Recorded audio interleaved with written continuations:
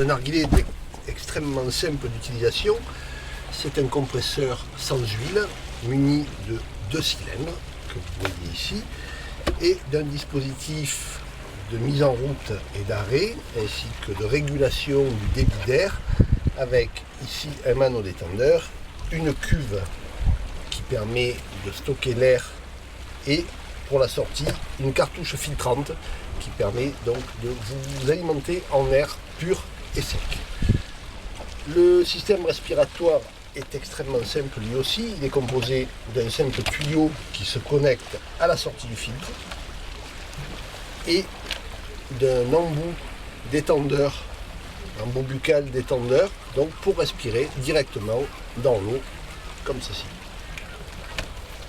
Le tuyau qui permet d'alimenter donc ce détendeur mesure 17 mètres, ce qui permet aisément de passer sous la coque du bateau pour nettoyer ou débarrasser l'hélice d'un bout gênant, voire même d'aller décrocher le mouillage si celui-ci se trouve pris dans les roches.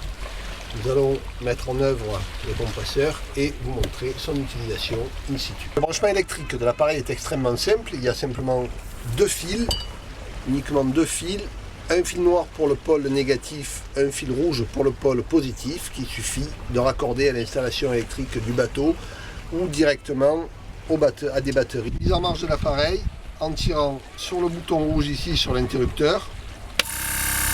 L'appareil démarre, monte en pression et s'arrêtera automatiquement lorsqu'il aura atteint la pression de fonctionnement requise.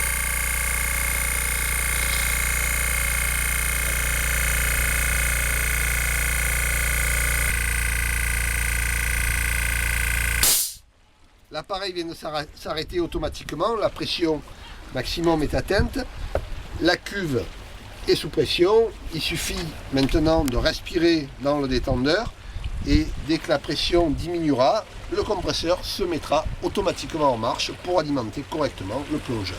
Je vous fais la démonstration.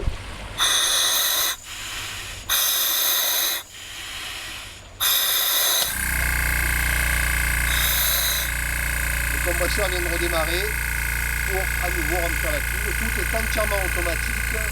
Il n'est pas nécessaire d'avoir un opérateur à côté de la machine pour pouvoir l'utiliser.